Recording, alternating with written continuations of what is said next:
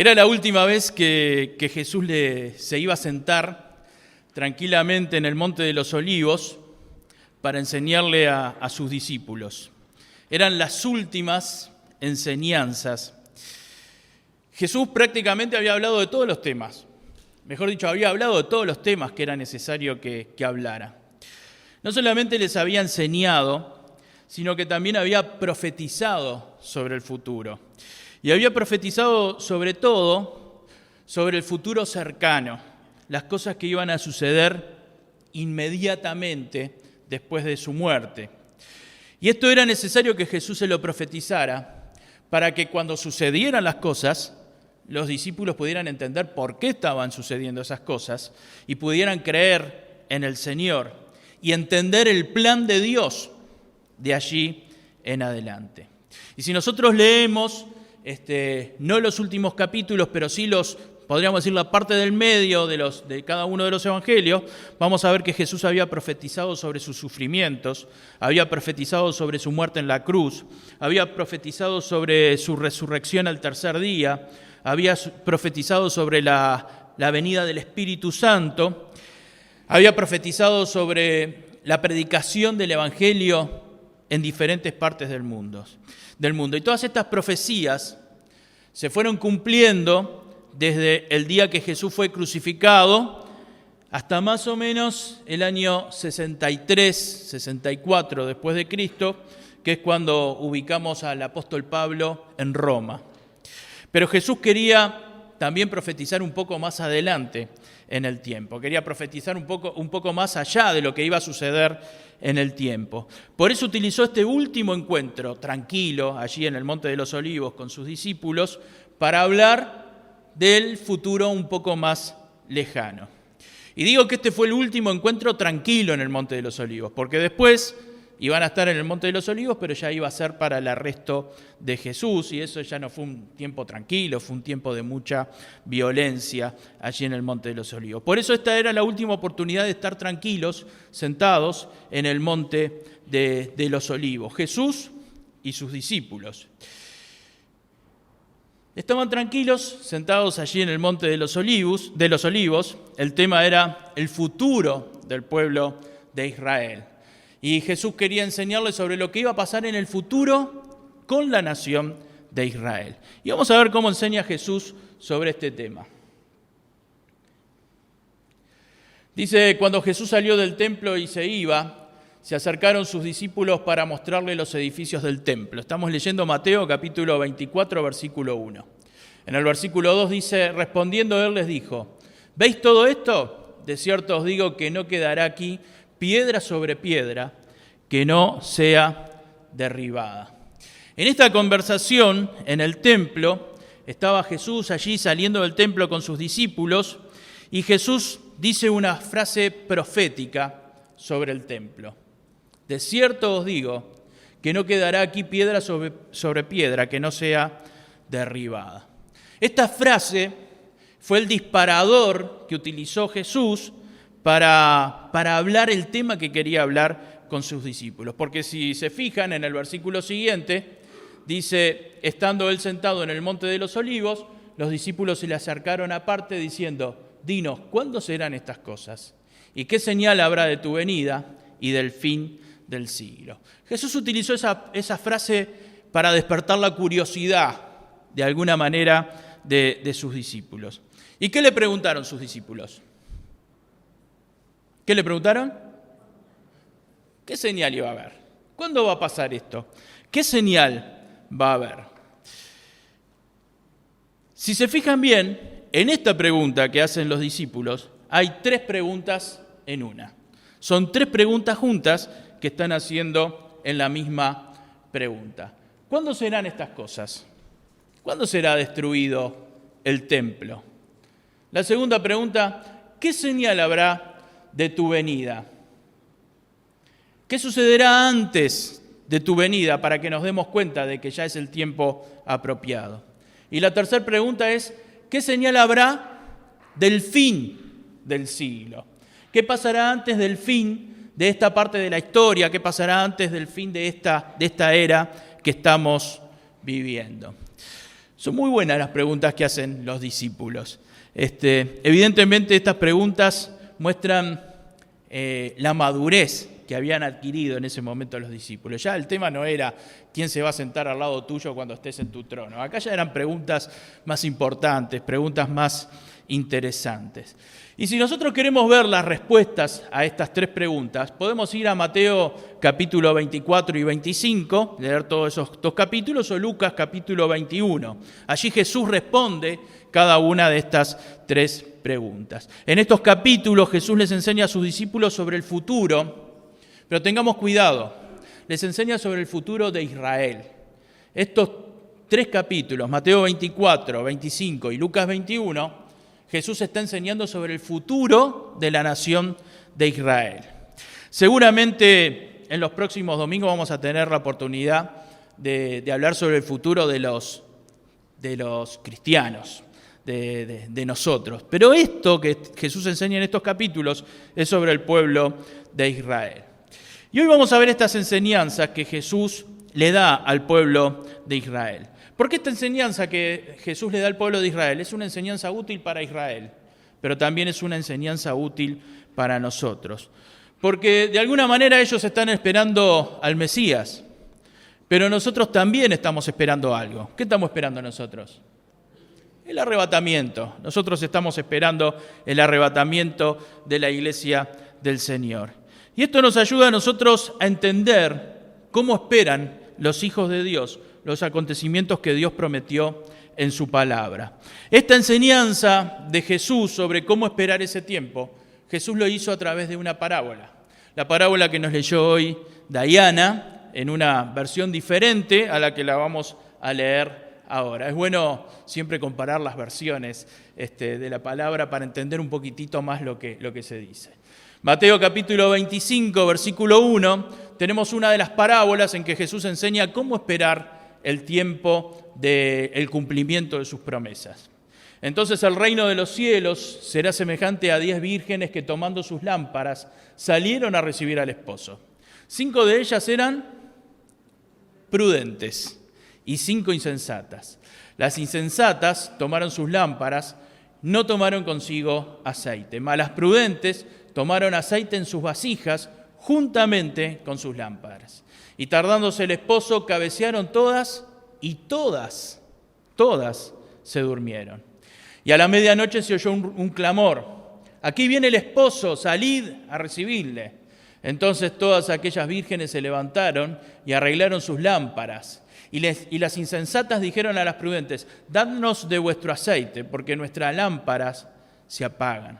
Mas las prudentes respondieron diciendo, para que no nos falte a nosotras y a vosotras, id más bien a buscar a los que venden y comprad para vosotras mismas. Pero mientras ellas iban a comprar, vino el esposo, y las que estaban preparadas entraron con él a las bodas, y se cerró la puerta. Después vinieron también las otras vírgenes diciendo, Señor, Señor, ábrenos. Mas él respondiendo dijo, de cierto os digo que no os conozco. Velad pues, porque no sabéis el día ni la hora en que el Hijo del Hombre ha de venir. 5 vírgenes prudentes y 5 vírgenes insensatas. Seguramente nos suene raro esto de vírgenes que esperan al esposo. Ustedes saben que cuando yo era chico me llamaba la atención esto de que estuvieran esperando al esposo recién casado que saliera. De alguna manera, en algún momento me escandalicé pensando que estas mujeres querían robarle el novio a la mujer que recién se había casado. Pero no es así. Vamos a tratar de entender un poquitito cómo eran las costumbres que habían en aquella época. Vamos a tratar de entender por qué se nos habla de estas vírgenes que estaban esperando. La ceremonia del matrimonio se hacía en un lugar. Luego el novio y la novia se dirigían a otro lugar donde se iba a realizar el banquete de bodas.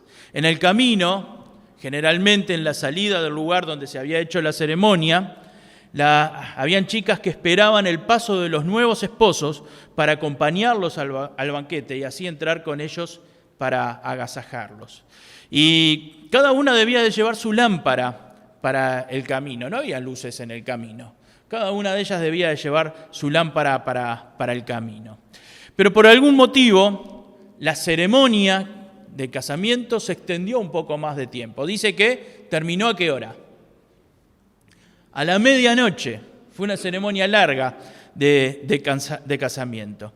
Entonces, las vírgenes que estaban esperando, algunas estaban con sus lámparas allí esperando la salida de los novios, y dice que todas se durmieron, fueron todas las que se habían dormido. Y como había sido tan larga la ceremonia, algunas se les empezaron a quedar sin aceite, mejor dicho, todas empezaron a quedar sin aceite, pero 5 de ellas habían llevado una reserva de aceite para poder poner en sus lámparas. Quiero hacer un paréntesis acá. Dice que las 10 vírgenes representan al pueblo de Israel. De alguna manera, el pueblo de Israel hoy está dormido. Dice que las 10 vírgenes se durmieron.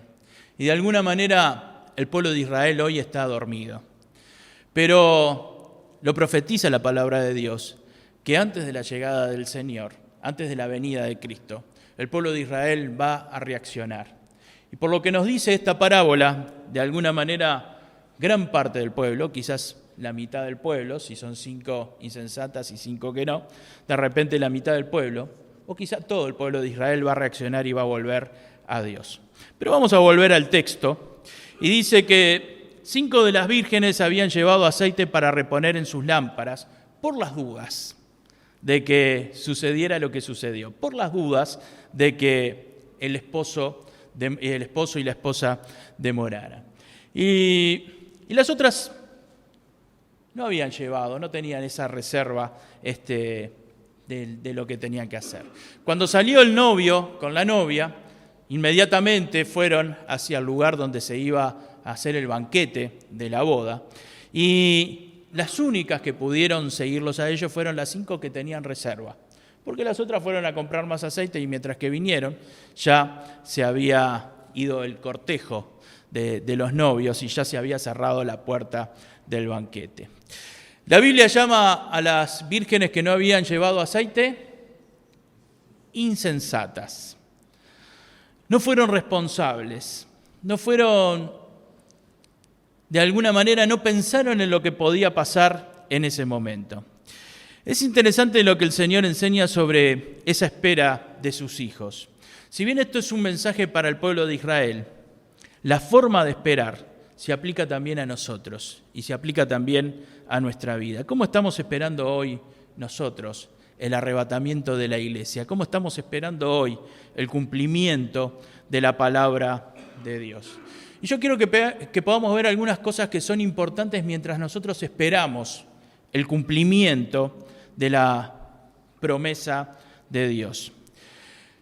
Jesús llama a las que llevaron aceite de reserva prudentes. Las llama prudentes. ¿Qué quiere decir que estas fueron prudentes?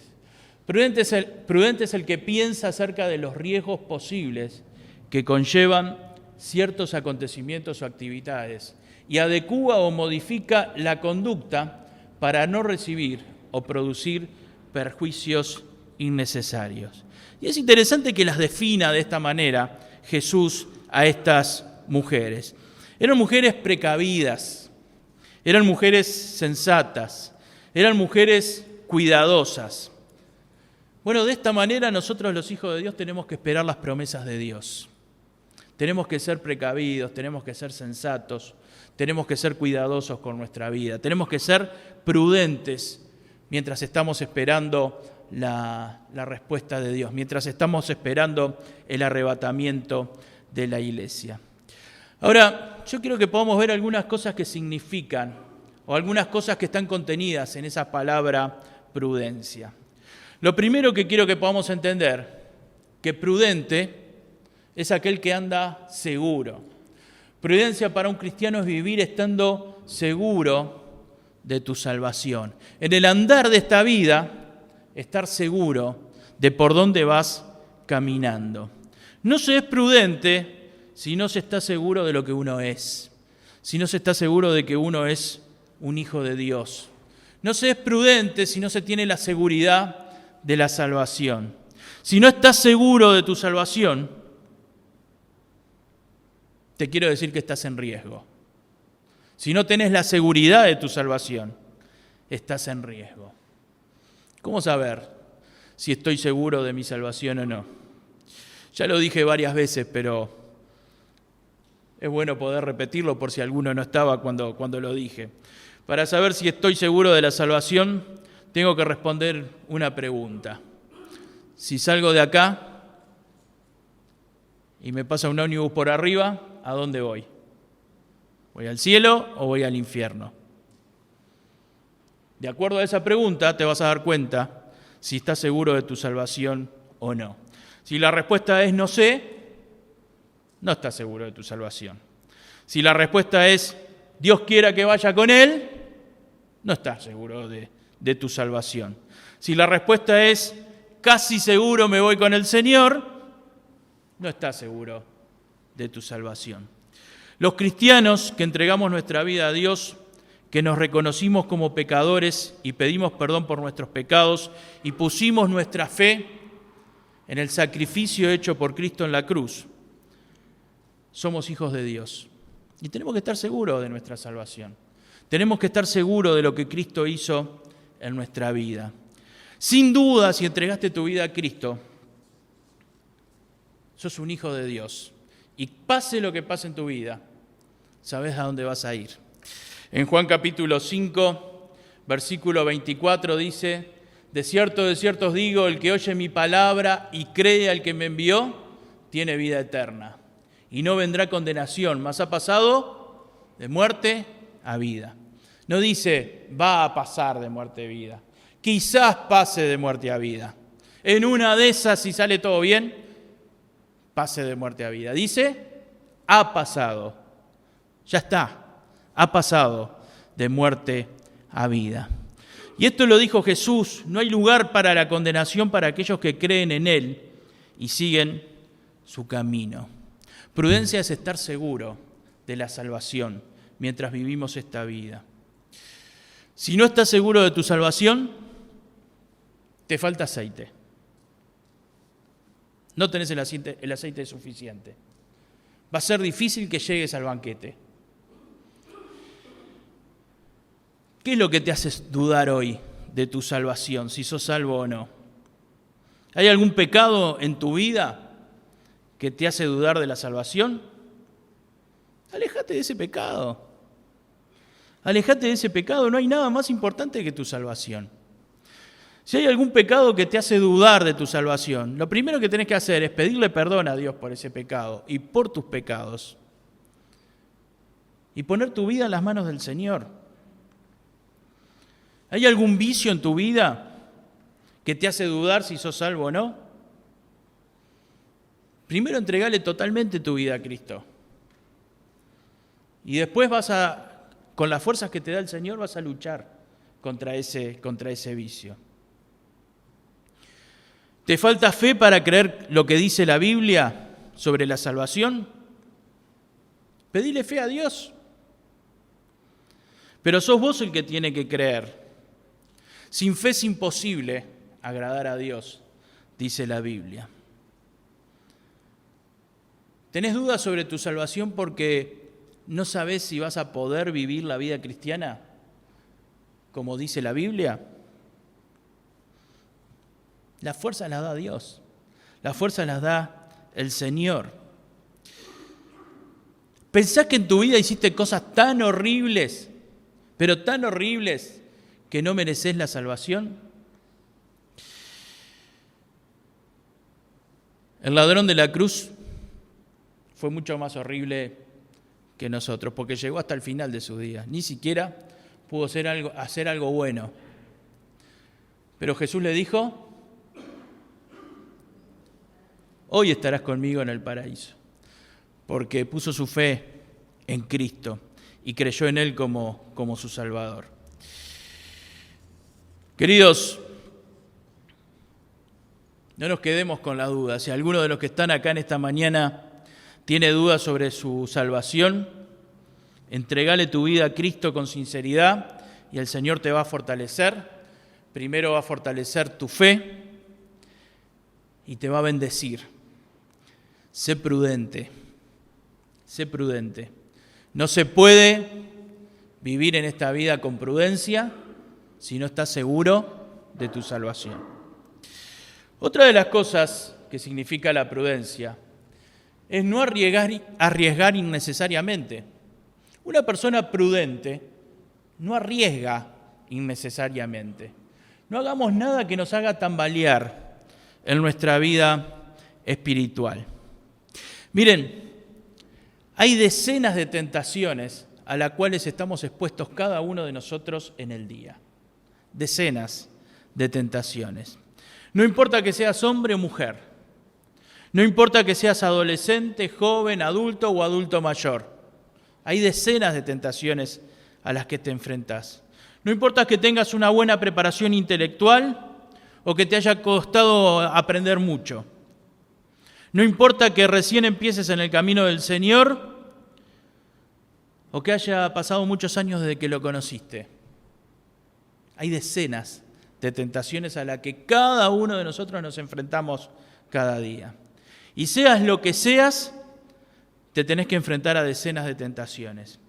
Y esas tentaciones son los estorbos que va poniendo Satanás en tu vida para que no puedas entrar a la boda, para que llegues tarde a la boda. Esas tentaciones muchas veces te van gastando el aceite que tenés en tu lámpara y hasta el aceite que tenés de reserva. Yo no digo que caer en una tentación te va a llevar al infierno, no digo eso. Lo que sí digo que es que tenemos que ser prudentes porque una tentación puede hacer que te vayas deslizando del camino de la fe. En Hebreos capítulo 2, versículo 1 dice: por tanto es necesario que con más diligencia atendamos a las cosas que hemos oído, no sea que nos deslicemos. No sea que nos deslicemos. Miren, nadie se va a ir al infierno por un pecado, pero a veces un pecado hace que comencemos a deslizarnos. ¿Les pasó alguna vez resbalarse? Cuando estamos en una superficie resbaladiza y comenzamos a deslizarnos, nunca sabemos dónde vamos a parar, ni cuándo vamos a parar. Hace unos años, los jóvenes, yo estaba liderando el grupo de jóvenes, y los jóvenes dijeron: vamos a la pista de patinaje sobre hielo. No, ¿qué vamos a ir ahí? Vamos a hacer algo más divertido. No, vamos a la pista de patinaje. Eran como 15, 16 que querían ir a la pista de patinaje y yo que les decía que no era muy prudente. Y bueno, fuimos a la pista de patinaje. Entonces le digo: bueno, entren que yo los espero acá afuera. No, vos tenés que entrar con nosotros. No, es más prudente que yo los vea desde afuera. Nunca entré. No, tenés que entrar con nosotros. Yo no les puedo decir el desparramo que armé en la pista de patinaje. Creo que debo estar en el top 10 de las personas más peligrosas en una pista de patinaje. Y esto a veces lo recuerdo como algo gracioso, ¿no? Pero lo que no es gracioso y lo que es grave es los hermanos que recuerdo que empezaron a deslizarse, que empezaron con un pecado, a deslizarse. Y se siguieron deslizando. Y de alguna manera ese primer resbalón espiritual, ese primer pecado, no fue confesado, no fue bien tratado delante del Señor, no fue bien tratado delante de los demás. Tengamos cuidado porque las tentaciones pueden venir por cualquier lado, hermanos. Y a veces con un pecado empezamos a deslizarnos, como dice en Hebreos capítulo 2. A veces hay tentaciones que tienen que ver con mi ego, hay tentaciones que tienen que ver con mis deseos, hay tentaciones que tienen que ver con mis necesidades, hay tentaciones que tienen que ver con algunas cosas que quiero conseguir en la vida y no las estoy consiguiendo. Hay tentaciones que tienen que ver con mi carácter, hay tentaciones que tienen que ver con mis problemas, sea el problema que tenga. Y cada uno de nosotros somos tentados, y somos tentados en la parte más débil que tenemos. Satanás nunca te va a poner delante una tentación en donde vos estás más fuerte. Las tentaciones siempre vienen por el lado más débil que tenemos. Y hay innumerables formas de tentarnos. Hace unos años una hermana tenía un problema de salud y me comentaba que una vecina a la que ella estimaba mucho y seguía estimando todavía, le había ofrecido llevar una ropa de ella porque podía ser que le hubieran hecho un trabajo. Y esta hermana estaba sufriendo mucho por este problema de salud y no se le iba el problema de salud. Y bueno, era tal el problema que la vecina, de alguna manera sin maldad, de alguna manera con ingenuidad, le dijo, ¿por qué no me da una ropa? Y yo se lo llevo porque capaz que te hicieron un trabajo. Satanás ataca por el lado más débil, por la necesidad que tenés en ese momento. Hace un tiempo, hablando con un chico sobre la necesidad de dejar el porro y dejar el cigarro, me decía, no puedo. Dice, a veces paso 4 o 5 días sin fumar, sin fumar un porro, sin fumar un cigarro, dice, y de repente mi padre deja la caja de cigarrillo arriba de la mesa y yo paso y lo veo y me tiento. Me dice, yo salgo a la calle y siento el olor y ya me vienen ganas. Me dice, ¿a vos no te dan ganas? Y digo, no, a mí no me dan ganas. La verdad que me da asco e indignación. Pero seguro, a mí me da asco e indignación eso, pero me tientan otras cosas que a él de repente no lo tientan. Porque Satanás nunca te va a tentar por el lado más fuerte, te va a tentar siempre por el lado más débil. Entonces tenemos que tener cuidado, tenemos que conocer nuestras debilidades para vencer también en esas tentaciones.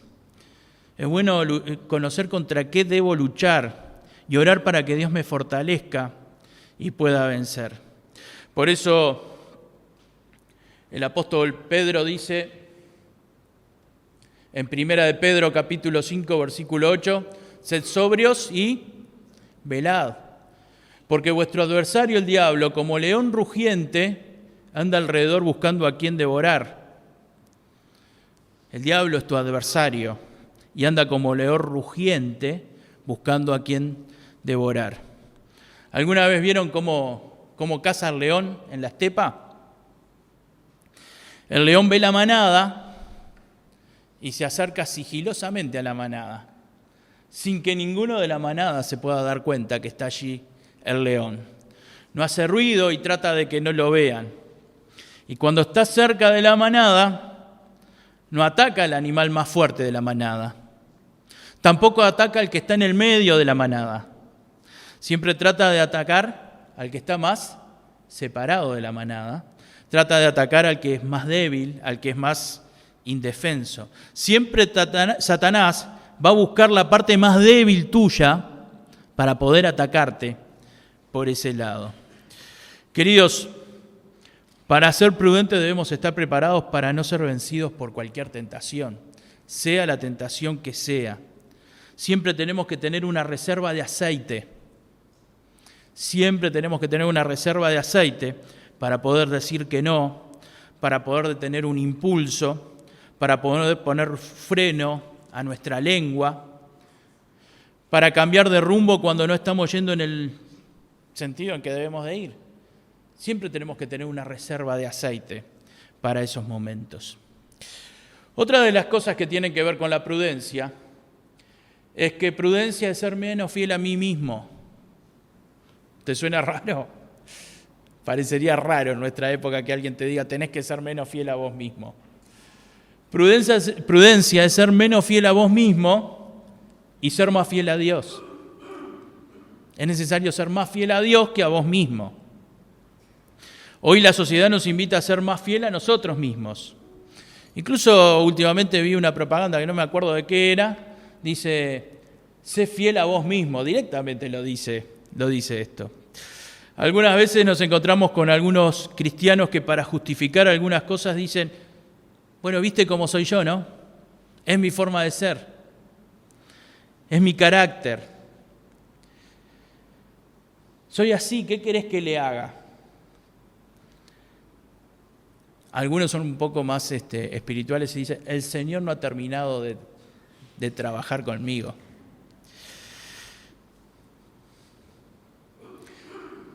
Era la circunstancia. Reaccioné así porque se dio la circunstancia. Estaba cansado y lo dije sin darme cuenta. Me cansó y lo dije sin darme cuenta.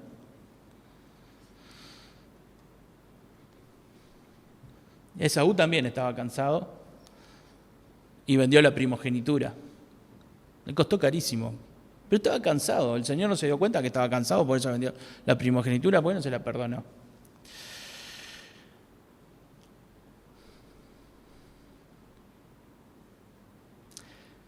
Es mejor ser fiel más a Dios que a uno mismo.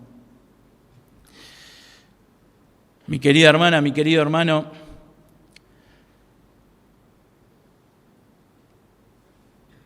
busca más lo que el Señor te está pidiendo que seas y no ser lo que vos querés ser.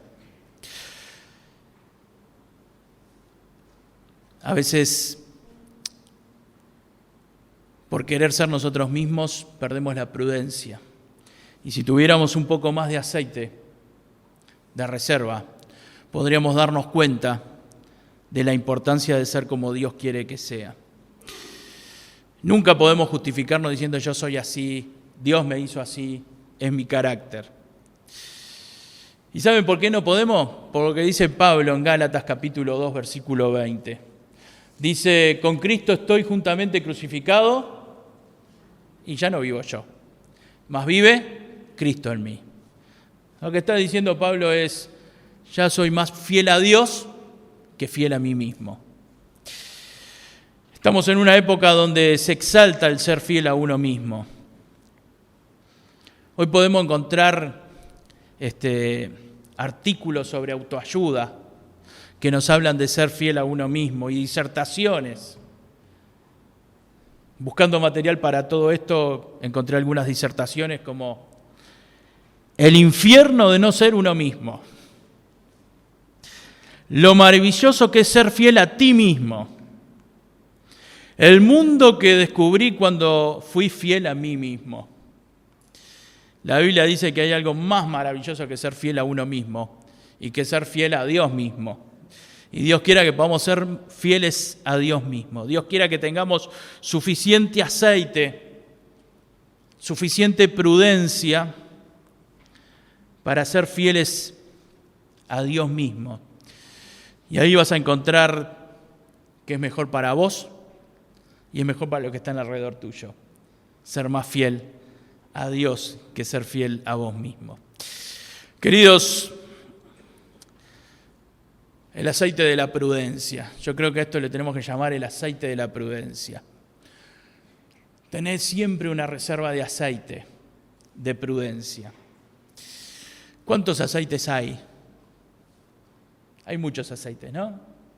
Está el aceite de la unción, está el aceite de girasol, el de soja, el de oliva, no sé cuál es el que prefieren en la cocina.